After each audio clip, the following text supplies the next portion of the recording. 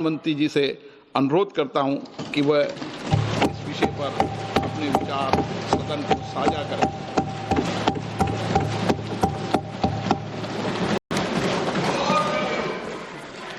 आदरणीय अध्यक्ष महोदय, मैं आपका और सदन के सभी माननीय सदस्यों का हृदय से आभार व्यक्त करता हूं कि हमने इस महत्वपूर्ण अवसर पर एक सामूहिक चर्चा का रास्ता चुना है, जिस मंत्र ने, जिस जयघोष ने देश की आजादी के आंदोलन को ऊर्जा दी थी, प्रेरणा दी थी, त्याग और तपस्या का मार्ग दिखाया था, उस वंदे मातरम का पुण्य स्मरण करना इस सदन में हम सबका ये बहुत बड़ा सौभाग्य है और हमारे लिए गर्व की बात है कि वंदे मातरम के 150 वर्ष निमित्त इस ऐतिहासिक अवसर के हम साक्षी बन रहे हैं।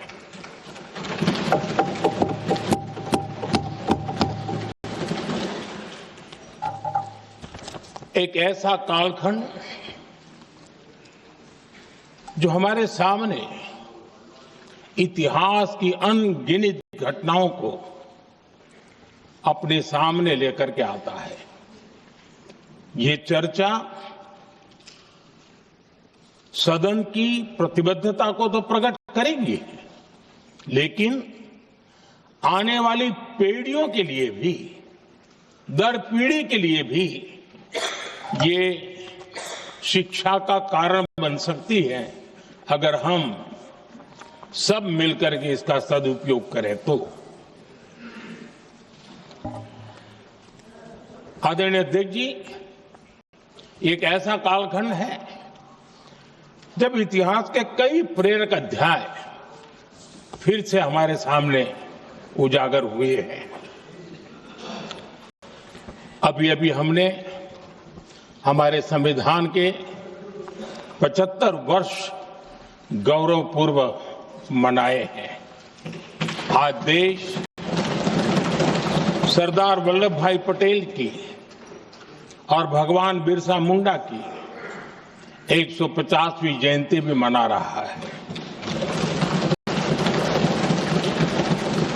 और अभी अभी हमने गुरु तेग बहादुर के 350वां बलिदान दिवस भी मनाया और आज हम वंदे मातरम की 150 वर्ष निमित्त सदन की एक सामूहिक ऊर्जा को, उसकी अनुभूति करने का प्रयास कर रहे हैं। वंदे मातरम 150 वर्ष की यात्रा अनेक पड़ावों से गुजरी है, लेकिन आदरणीय अध्यक्ष जी, वंदे मातरम का जब 50 वर्ष हुए तब देश गुलामी में जीने के लिए मजबूर था और वंदे मातरम के 100 साल हुए तब देश आपातकाल की जंजीरों में जकड़ा हुआ था।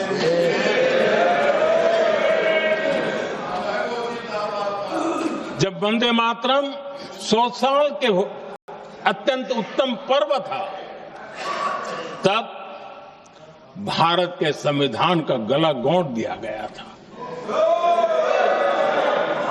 जब वंदे मातरम 100 साल का हुआ, तब देशभक्ति के लिए जीने मरने वाले लोगों को जेल के सलाखों के पीछे बंद कर दिया गया था।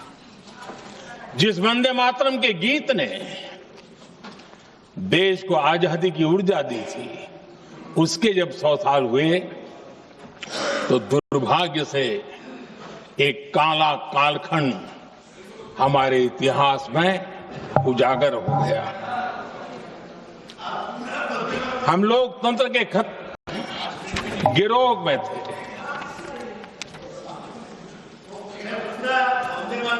आदरणीय अध्यक्ष जी, 150 वर्ष उस महान अध्याय को, उस गौरव को पुनः स्थापित करने का अवसर है और मैं मानता हूं सदन ने भी और देश ने भी इस अवसर को जाने नहीं देना चाहिए। यही वंदे मातरम है जिसने 1947 में देश को आजादी दिलाई। स्वतंत्रता संग्राम का भावात्मक नेतृत्व इस वंदे मातरम के जयघोष में था। आदरणीय अध्यक्ष जी, आपके समक्ष आज जब मैं वंदे मातरम 150 निमित्त चर्चा के लिए आरंभ करने खड़ा हुआ हूं, यहां कोई पक्ष प्रतिपक्ष नहीं है, क्योंकि हम सब यहां जो बैठे हैं एक्चुअली हमारे लिए रण स्वीकार करने का अवसर है कि जिस वंदे मातरम के कारण लक्षावधि लोग आजादी का आंदोलन चला रहे थे और उसी का परिणाम है कि आज हम सब यहां बैठे और इसलिए हम सभी सांसदों के लिए, हम सभी जनप्रतिनिधियों के लिए वंदे मातरम के रण स्वीकार करने का ये पावन पर्व है।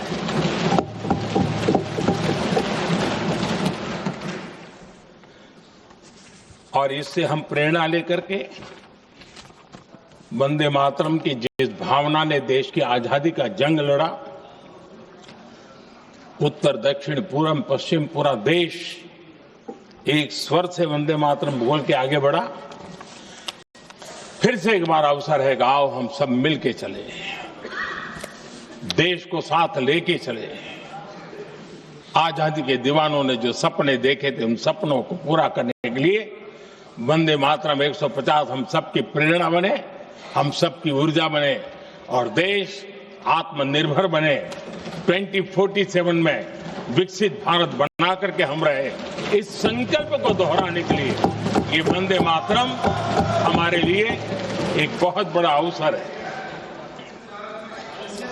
आदरणीय अध्यक्ष जी, दादा तबीयत तो ठीक है ना? नहीं, कभी कभी इस उम्र में हो जाता है। आदरणीय अध्यक्ष जी, वंदे मातरम की इस यात्रा की शुरुआत बंकिम चंद्र जी ने 1875 में की थी और गीत ऐसे समय लिखा गया था जब 1857 के स्वातंत्र संग्राम के बाद अंग्रेज सल्तनत बौखलाई हुई थी, भारत पर भांति भांति के दबाव डाल रही थी, भांति भांति के जुल्म कर रही थी और भारत के लोगों को मजबूर किया जा रहा था अंग्रेजों के द्वारा। और उस समय उनका जो राष्ट्रीय गीत था, गॉड सेव द क्वीन, इसको भारत में घर घर पहुंचाने का एक षड्यंत्र चल रहा था। ऐसे समय बंकिम दा ने चुनौती दी और ईंट का जवाब पत्थर से दिया और उसमें से वंदे मातरम का जन्म हुआ।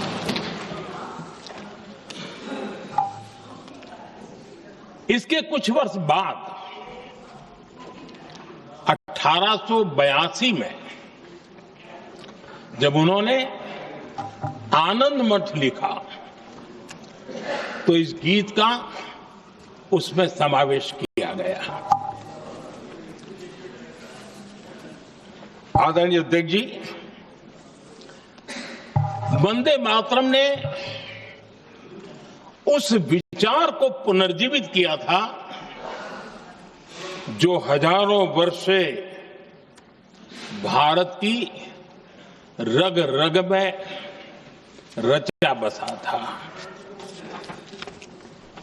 उसी भाव को, उसी संस्कारों को, उसी संस्कृति को, उसी परंपरा को उन्होंने बहुत ही उत्तम शब्दों में, उत्तम भाव के साथ वंदे मातरम के रूप में हम सबको बहुत बड़ी सौगात दी थी।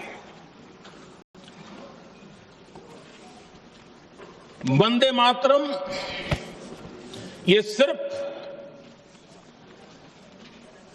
केवल राजनीतिक आजादी की लड़ाई का मंत्र नहीं था।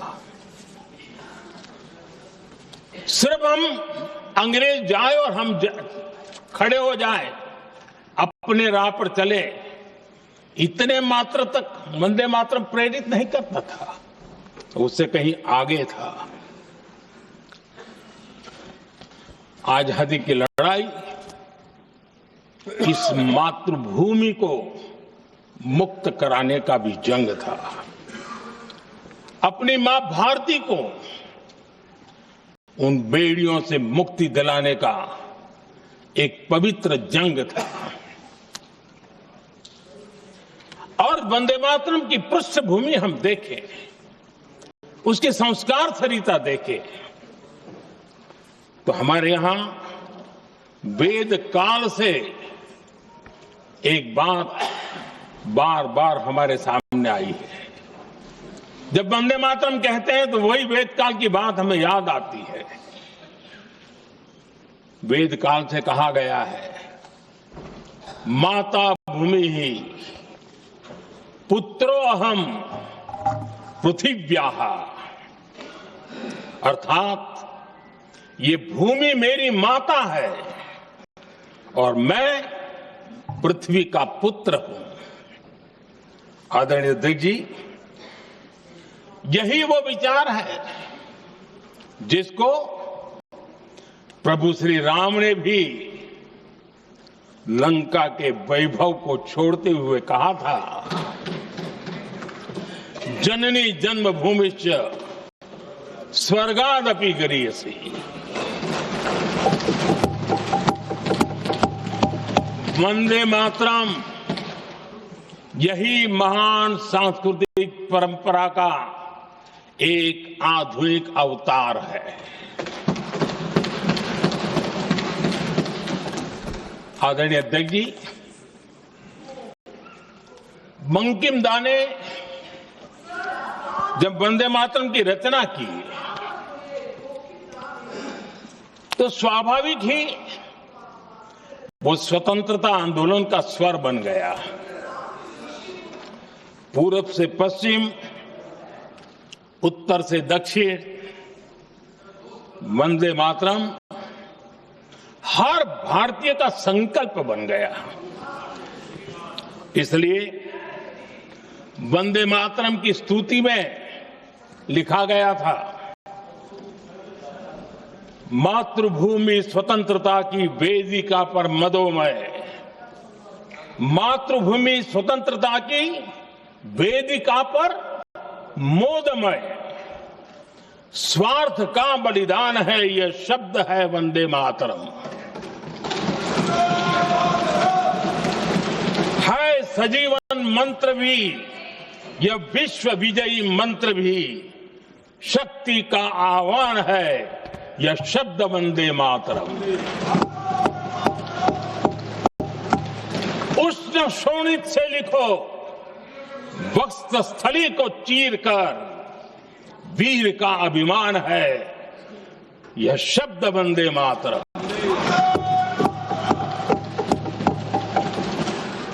आदरणीय अध्यक्ष जी, कुछ दिन पूर्व जब वंदे मातरम 150 का आरंभ हो रहा था तो मैंने उस आयोजन में कहा था, वंदे मातरम हजारों वर्ष की सांस्कृतिक ऊर्जा भी थी, उसमें आजादी का जज्बा भी था और आजाद भारत का विजन भी था। अंग्रेजों के उस दौर में एक फैशन हो गई थी भारत को कमजोर, निकम्मा, आलसी, कर्महीन, इस प्रकार भारत को जितना नीचा दिखा सके ऐसी एक फैशन बन गई थी। और उसमें हमारे यहां भी जिन्होंने तैयार किए थे वो लोग भी वही भाषा बोलते थे। तब बंकिम दा ने उस हीन भावना को भी झकझोरने के लिए और सामर्थ्य का परिचय कराने के लिए वंदे मातरम के भारत के सामर्थ्यशाली स्वरूप को प्रकट करते हुए आपने लिखा था, तम ही दुर्गा दश प्रहरण धारिणी, कमला कमल दल विहारिणी, वाणी विद्या दायिनी, नमामि त्वाम नमामि कमलाम, अमलाम अतुलाम, सुजलाम सुफलाम, मातरम वंदे मातरम। अर्थात भारत माता ज्ञान और समृद्धि की देवी भी है और दुश्मनों के सामने अस्त्र शस्त्र धारण करने वाली चंडी भी है। अध्यक्ष जी, ये शब्द, ये भाव, ये प्रेरणा गुलामी की हताशा में हम भारतीयों को हौसला देने वाले थे। इन वाक्यों ने तब करोड़ों देशवासियों को यह एहसास कराया कि लड़ाई किसी जमीन के टुकड़े के लिए नहीं है, ये लड़ाई सिर्फ सत्ता के सिंहासन को कब्जा करने के लिए नहीं है, ये गुलामी की बेड़ियों को मुक्त कर हजारों साल की महान जो परंपराएं थी, महान संस्कृति, जो गौरवपूर्ण इतिहास था, उसको फिर से पुनर्जन्म कराने का संकल्प इसमें था।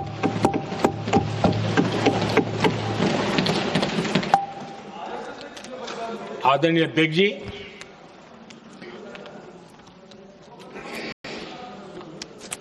वंदे मातरम, इसका जो जन जन से जुड़ाव था, ये हमारे स्वतंत्र संग्राम की एक लंबी गाथा अभिव्यक्त होती है।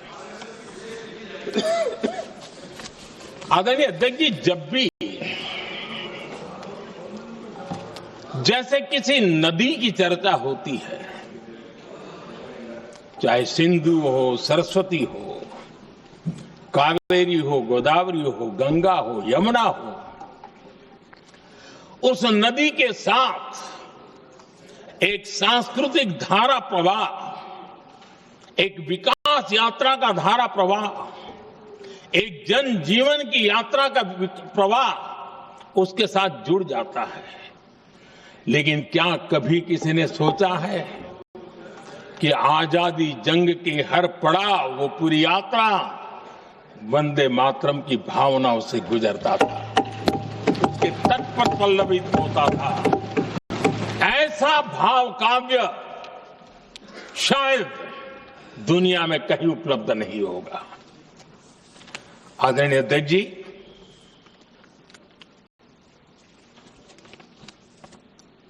अंग्रेज समझ चुके थे कि 1857 के बाद लंबे समय तक भारत में टिकना उनके लिए मुश्किल लग रहा था। और जिस प्रकार से वो अपने सपने लेकर के आए थे, तब उनको लगा कि जब तक भारत को बांटेंगे नहीं, जब तक भारत को टुकड़ों में नहीं बांटेंगे, भारत में ही लोगों को एक दूसरे से लड़ाएंगे नहीं, तब तक यहां राज करना मुश्किल है। और अंग्रेजों ने बांटो और राज करो इस रास्ते को चुना और उन्होंने बंगाल को इसकी प्रयोगशाला बनाया, क्योंकि अंग्रेज भी जानते थे वो एक वक्त था जब बंगाल का बौद्धिक सामर्थ्य देश को दिशा देता था, देश को ताकत देता था, देश को प्रेरणा देता था। और इसलिए अंग्रेज भी चाहते थे कि बंगाल का ये जो सामर्थ्य है वो पूरे देश की शक्ति का एक प्रकार से केंद्र बिंदु है।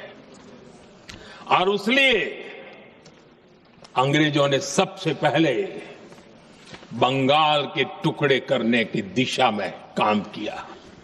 और अंग्रेजों का मानना था कि एक बार बंगाल टूट गया तो ये देश भी टूट जाएगा और वो यावत चंद्र दिवाकर राज करते रहेंगे, ये इनकी सोच थी। 1905 में अंग्रेजों ने बंगाल का विभाजन किया, लेकिन जब अंग्रेजों ने 1905 में ये पाप किया तो वंदे मातरम चट्टान की तरह खड़ा रहा। बंगाल की एकता के लिए वंदे मातरम गली गली का नाद बन गया था और वही नारा प्रेरणा देता था। अंग्रेजों ने बंगाल विभाजन के साथ ही भारत को कमजोर करने के बीच और अधिक बोने की दिशा पकड़ ली थी, लेकिन वंदे मातरम एक स्वर एक सूत्र के रूप में अंग्रेजों के लिए चुनौती बनता गया और देश के लिए चट्टान बनता गया। आदरणीय अध्यक्ष जी, बंगाल का विभाजन तो हुआ, लेकिन एक बहुत बड़ा स्वदेशी आंदोलन खड़ा हुआ और तब वंदे मातरम हर तरफ गूंज रहा था। अंग्रेज समझ गए थे कि बंगाल की धरती से निकला बंकिम दा का ये भाव सूत्र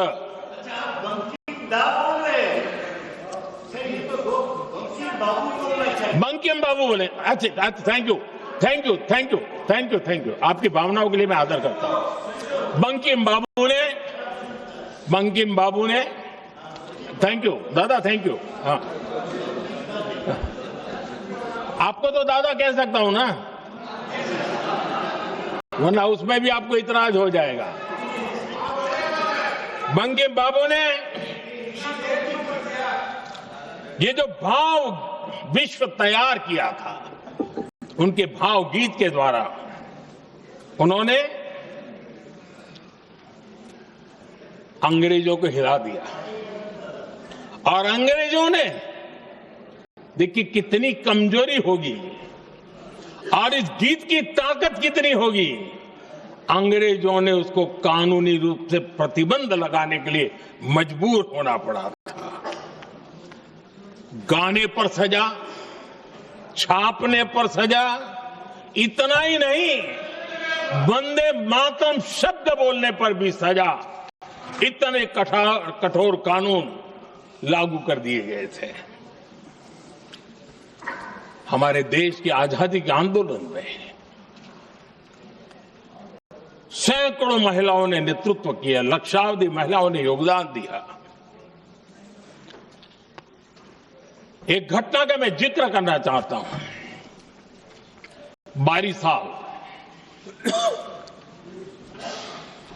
बारिसाल में वंदे मातरम गाने पर सर्वाधिक जुल्म हुए थे। वो बारिसाल आज भारत का हिस्सा नहीं रहा है और उस समय बारिसाल की हमारी माताएं, बहनें, बच्चे मैदान में उतरी थी वंदे मातरम के स्वाभिमान के लिए। इस प्रतिबंध के विरोध में लड़ाई के मैदान में उतरी थी और तब बारिसाल की एक वीरांगना श्रीमती सरोजिनी बोस, जिन्होंने उस जमाने में वहां की भावना को देखिए और उन्होंने कहा था कि वंदे मातरम जो प्रतिबंध लगा है, जब तक ये प्रतिबंध नहीं हटता है मैं अपनी चूड़ियां जो पहनती हूं निकाल दूंगी।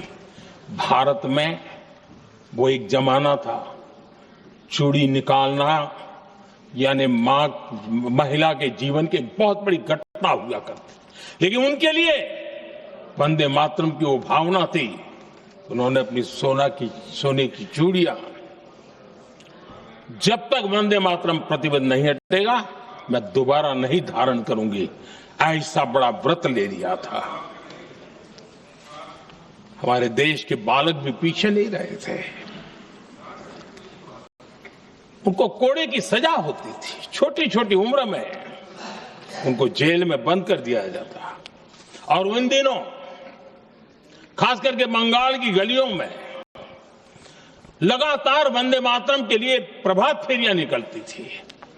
अंग्रेजों के नाको दम कर दिया था और उस समय गीत गूंजता था बंगाल में,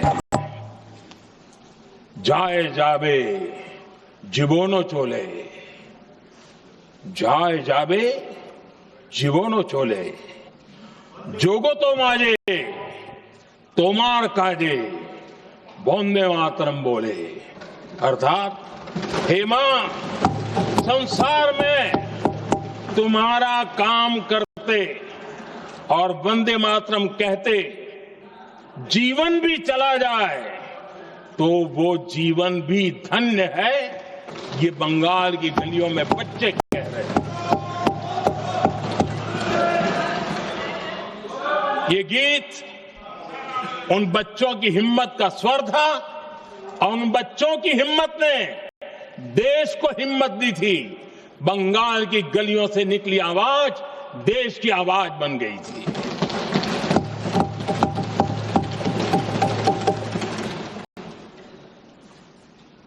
उन्नीस 1905 में फरीदपुर के गांव में बहुत छोटी छोटी उम्र के बच्चे जब वंदे मातरम के नारे लगा रहे थे, अंग्रेजों ने बेरहमी से उन पर कोड़े मारे थे। यानी एक प्रकार से जीवन और मृत्यु के बीच लड़ाई लड़ने के लिए मजबूर कर दिया था। इतना अत्याचार हुआ था। 1906 में नागपुर में नील सिटी हाई स्कूल के उन बच्चों पर भी अंग्रेजों ने ऐसे ही जुल्म किए थे। गुनाह यही था कि वो एक स्वर से वंदे मातरम बोल करके खड़े हो गए थे। उन्हें वंदे मातरम के लिए मंत्र का महात्मा अपनी ताकत से सिद्ध करने का प्रयास किया था। हमारे जांबाज सपूत बिना किसी डर के फांसी के तख्त पर चढ़ते थे और आखिरी सांस तक वंदे मातरम, वंदे मातरम, वंदे मातरम, यही उनका भाव घोष रहता था। खुदीराम बोस, मदनलाल ढींगरा, राम प्रसाद बिस्मल, अशफाक उल्ला खान, रोशन सिंह, राजेंद्र नाथ लाहिड़ी, रामकृष्ण विश्वास, अनगिनत जिन्होंने वंदे मातरम कहते कहते फांसी के फंदे को अपने गले पर लगाया था। लेकिन देखिए, ये अलग अलग जेलों में होता था, अलग अलग इलाकों में होता था। प्रक्रिया करने वाले चेहरे अलग थे, लोग अलग थे। जिन पर जुल्म हो रहा था उनकी भाषा भी अलग थी। लेकिन एक भारत श्रेष्ठ भारत, इन सब का मंत्र एक ही था, वंदे मातरम।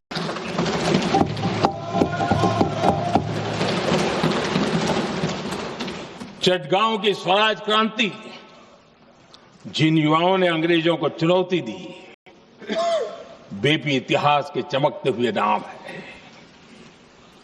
हरगोपाल बाल, पुलिन विकास घोष, त्रिपुर सेन, इन सब ने देश के लिए अपना बलिदान दिया। मास्टर सूर्यसेन को 1934 में जब फांसी दी गई, तब उन्होंने अपने साथियों को एक पत्र लिखा और पत्र में एक ही शब्द की गूंज थी और वो शब्द था वंदे मातरम।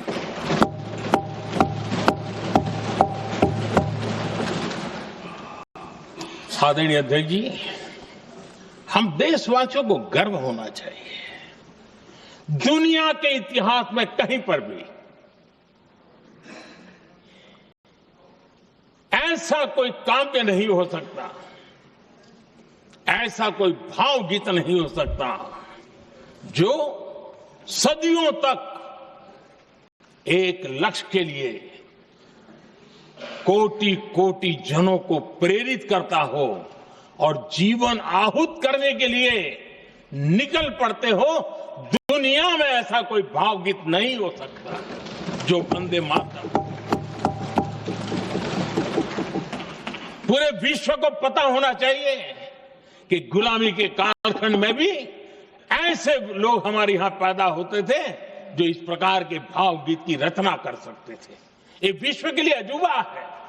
हमें गर्व से कहना चाहिए, तब दुनिया भी मानना शुरू करेगी। ये हमारी स्वतंत्रता का मंत्र था, ये बलिदान का मंत्र था, ये ऊर्जा का मंत्र था, ये सात्विकता का मंत्र था, ये समर्पण का मंत्र था, ये त्याग और तपस्या का मंत्र था, संकटों को सहने का सामर्थ्य देने का एक मंत्र था और वो मंत्र वंदे मातरम था। और इसलिए गुरुदेव रविंद्रनाथ टैगोर ने लिखा था, उन्होंने लिखा था, एकी सूत्रे बांधी आछी सोहोस्टोटी मौन, एक ही कार्य सौंपी आची सहस्त्रो जीवन वंदे मातरम। अर्थात एक सूत्र में बंधे हुए सहस्त्र मन, एक ही कार्य में अर्पित सहस्त्र जीवन वंदे मातरम। ये रविंद्रनाथ टैगोर जी।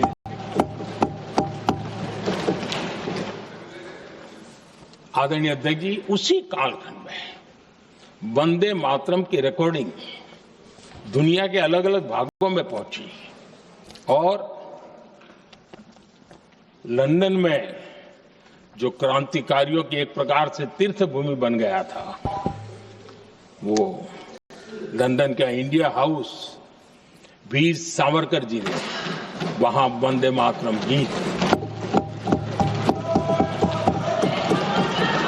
और वहां ये गीत बार बार गूंजता था।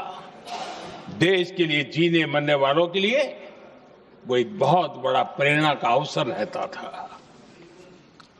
उसी समय बिपिन चंद्र पाल और महर्षि अरविंद घोष, उन्होंने अखबार निकाले। उस अखबार का नाम भी उन्होंने वंदे मातरम रखा।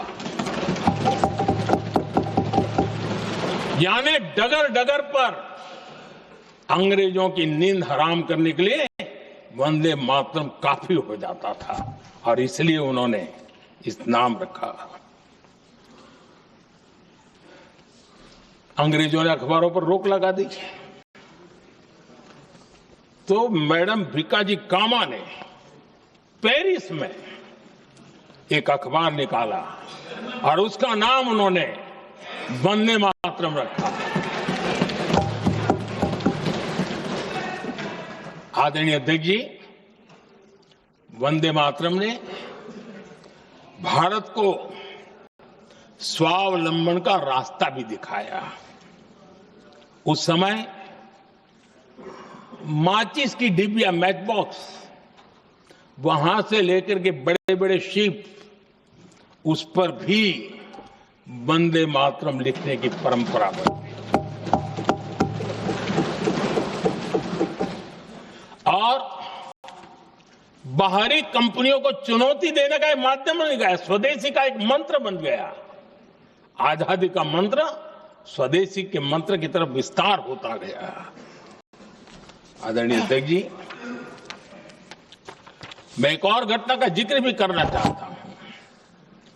1907 में जब वीओ चिदम्बरम पिल्लाई, उन्होंने स्वदेशी कंपनी का जहाज बना तो उस पर भी लिखा था वंदे मातरम।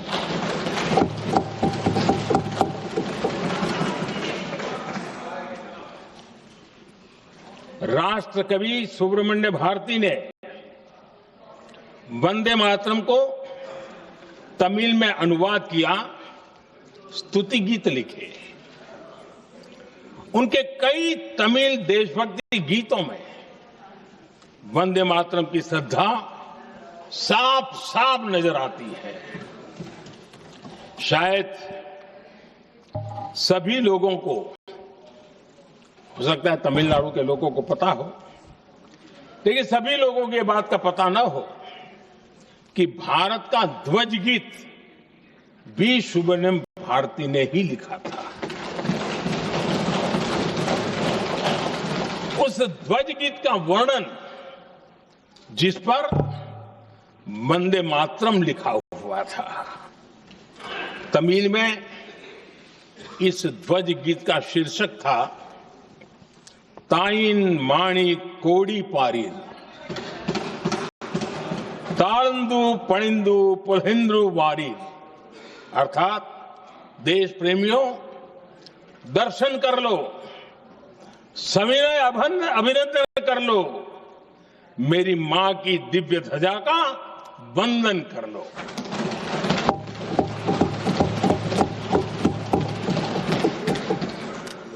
आदरणीय अध्यक्ष महोदय, मैं आज इस सदन में वंदे मातरम पर महात्मा गांधी की भावनाएं क्या थी वो भी रखना चाहता हूं। दक्षिण अफ्रीका से प्रकाशित एक साप्ताहिक पत्रिका निकलती थी, इंडियन ओपिनियन, और इस इंडियन ओपिनियन में महात्मा गांधी ने 2 दिसंबर 1905 जो लिखा था उसको मैं कोट कर रहा हूं। उन्होंने लिखा था, महात्मा गांधी ने लिखा था, गीत वंदे मातरम जिसे बंकिम चंद्र ने रचा है, पूरे बंगाल में अत्यंत लोकप्रिय हो गया है। स्वदेशी आंदोलन के दौरान बंगाल में विशाल सभाएं हुई, जहां लाखों लोग इकट्ठा हुए और बंकिम का यह गीत गाया। गांधी जी आगे लिखते हैं, ये बहुत महत्वपूर्ण है। वो लिखते हैं, ये 1905 की बात है। उन्होंने लिखा, यह गीत इतना लोकप्रिय हो गया है जैसे ये हमारा नेशनल एंथम बन गया है।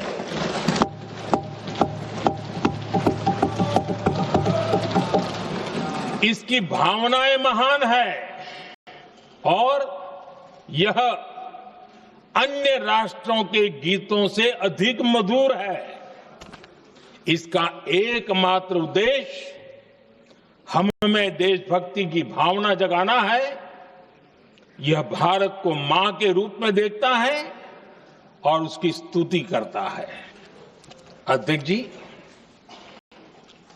जो वंदे मातरम 1905 में महात्मा गांधी को नेशनल एंथम के रूप में दिखता था, देश के हर कोने में, हर व्यक्ति के जीवन में जो भी देश के लिए जीता जानता, देश के लिए जागता था, उन सब के लिए वंदे मातरम की ताकत बहुत बड़ी थी।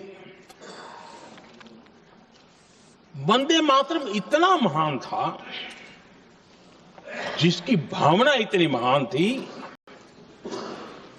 तो फिर पिछली सदी में इसके साथ इतना बड़ा अन्याय क्यों हुआ?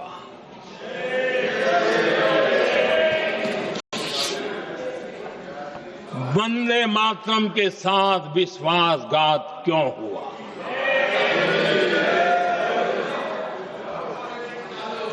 ये अन्याय क्यों हुआ? वो कौन सी ताकत थी जिसकी इच्छा खुद पूज्य बापू की भावनाओं पर भी भारी पड़ गई, जिसने वंदे मातरम जैसी पवित्र भावना को भी विवादों में घसीट दिया।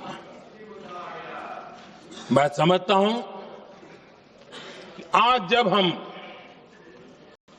वंदे मातरम के 150 वर्ष का पर्व मना रहे हैं, चर्चा कर रहे हैं, तो हमें उन परिस्थितियों को भी हमारी नई पीढ़ियों को जरूर बताना हमारा दायित्व है, जिससे के वजह से वंदे मातरम के साथ विश्वासघात किया गया। वंदे मातरम के प्रति मुस्लिम लीग की विरोध की राजनीति तेज होती जा रही थी। मोहम्मद अली जिन्ना ने लखनऊ से 15 अक्टूबर 1937 को वंदे मातरम के विरुद्ध का नारा बुलंद किया। फिर कांग्रेस के तत्कालीन अध्यक्ष जवाहरलाल नेहरू को अपना सिंहासन डोलता दिखा। बजाय कि नेहरू जी मुस्लिम लीग के आधारहीन बयानों को तगड़ा जवाब देते, करारा जवाब देते, मुस्लिम लीग के बयानों की निंदा करते,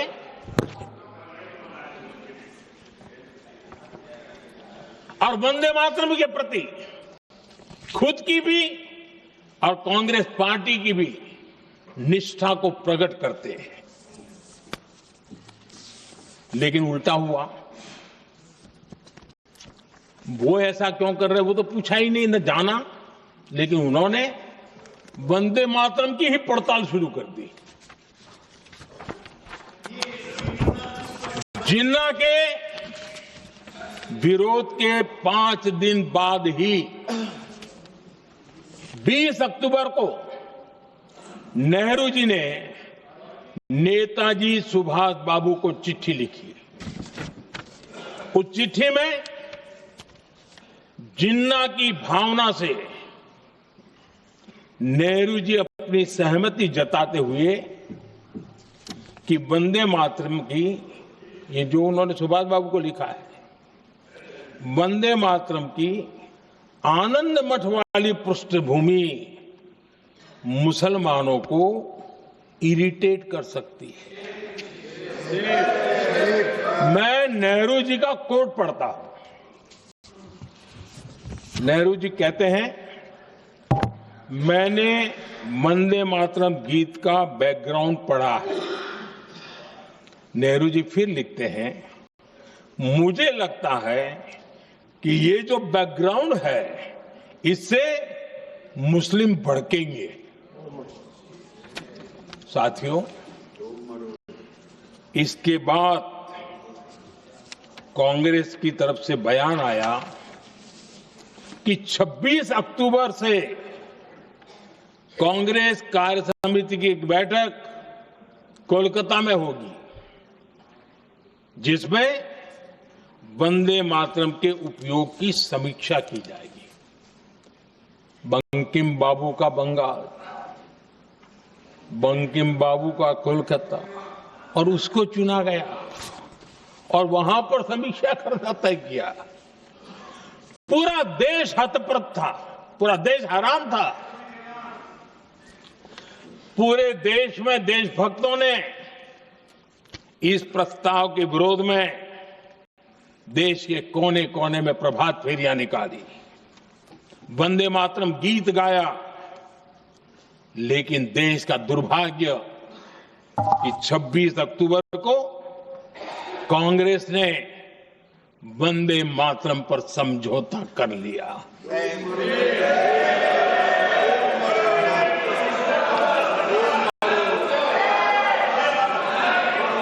वंदे मातरम के टुकड़े करने के फैसले में, वंदे मातरम के टुकड़े कर दिए। उस फैसले के पीछे नकाब ये पहना गया, चोला ये पहना गया कि ये तो सामाजिक सद्भाव का काम है। लेकिन इतिहास इस बात का गवाह है कि कांग्रेस ने मुस्लिम लीग के सामने घुटने टेक दिए और मुस्लिम लीग के दबाव में किया। और कांग्रेस का ये तुष्टीकरण की राजनीति को साधने का एक तरीका था। आदरणीय अध्यक्ष जी, तुष्टीकरण की राजनीति के दबाव में कांग्रेस वंदे मातरम के बंटवारे के लिए झुकी। इसलिए कांग्रेस को एक दिन भारत के बंटवारे के लिए झुकना पड़ा।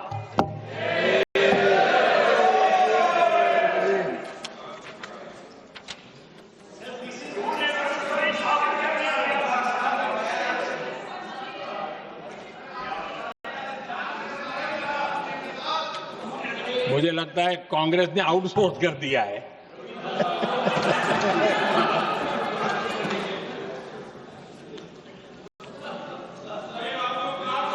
दुर्भाग्य से कांग्रेस की नीतियां वैसी की वैसी थी है, और इतना ही नहीं, आईएनसी चलते चलते एमएमसी हो गया है।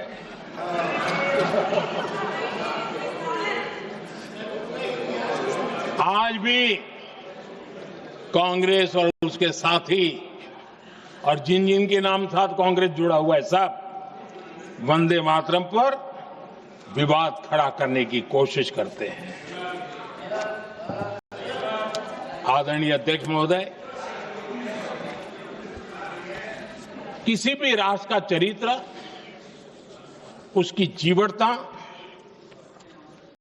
उसके अच्छे कालखंड से ज्यादा जब चुनौतियों का कालखंड होता है, जब संकटों का कालखंड होता है, तब प्रकट होती है, उजागर होती है। और सच्चे अर्थ में कसौटी से कसी जाती है। जब कसौटी का काल आता है तब ही ये सिद्ध होता है कि हम कितने दृढ़ हैं, कितने सशक्त हैं, कितने सामर्थ्यवान हैं। 1947 में देश आजाद होने के बाद देश की चुनौतियां बदली, देश की प्राथमिकताएं बदली, लेकिन देश का चरित्र, देश की जीवटता वही रही, वही प्रेरणा मिलती रही। भारत पर जब जब संकट आए, देश हर बार वंदे मातरम की भावना के साथ आगे बढ़ा।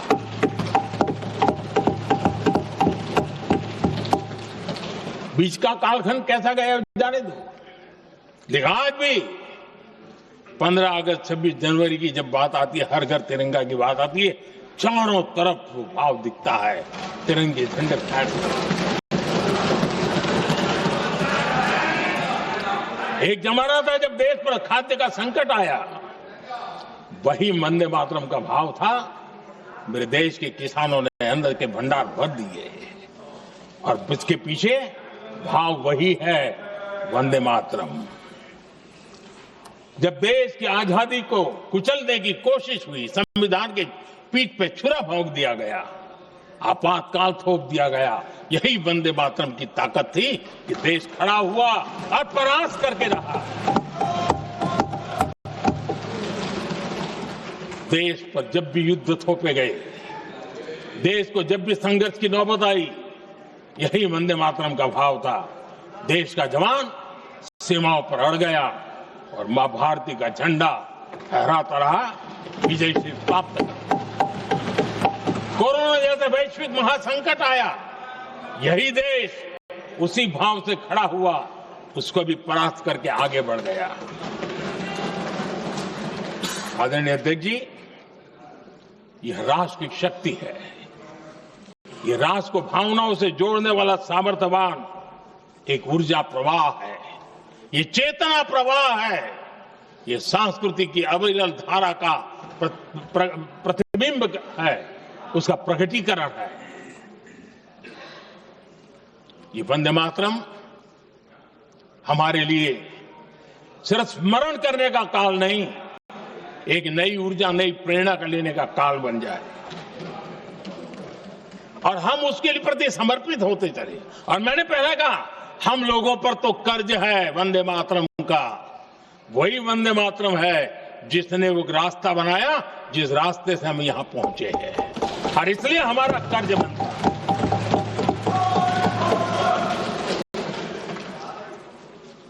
भारत हर चुनौतियों को पार करने में सामर्थ है।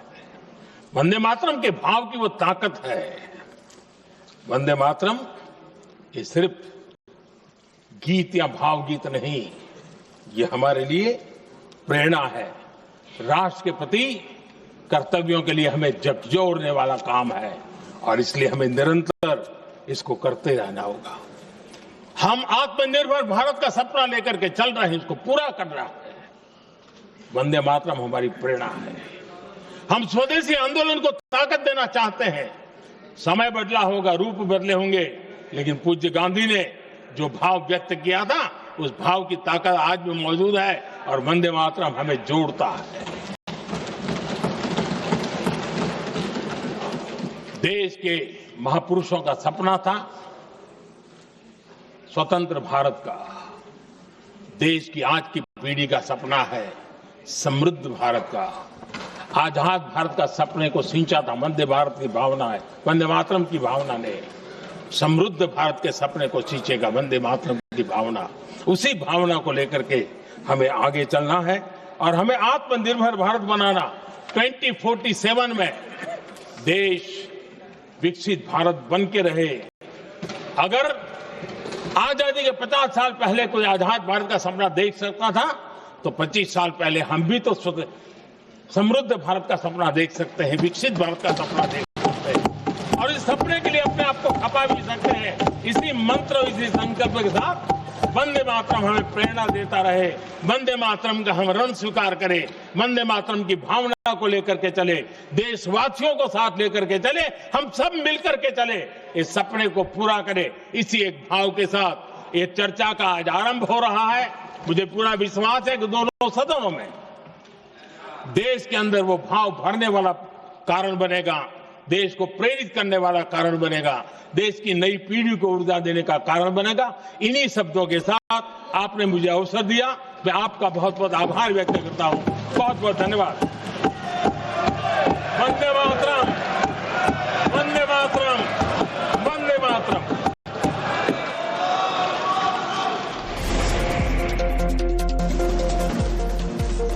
कांग्रेस पर प्रधानमंत्री नरेंद्र मोदी ने वंदे मातरम पर समझौता करने का आरोप लगाया है। उन्होंने तथ्यों के साथ संसद में अपनी बात रखी। कांग्रेस ने मुस्लिम लीग के आगे घुटने टेके क्योंकि मुस्लिम लीग को वंदे मातरम पसंद नहीं थी, इसलिए कांग्रेस ने समझौता किया। पूरे देश में देशभक्तों ने इस प्रस्ताव के विरोध में देश के कोने कोने में प्रभात फेरियां निकाली, वंदे मातरम गीत गाया। लेकिन देश का दुर्भाग्य कि 26 अक्टूबर को कांग्रेस ने वंदे मातरम पर समझौता कर लिया।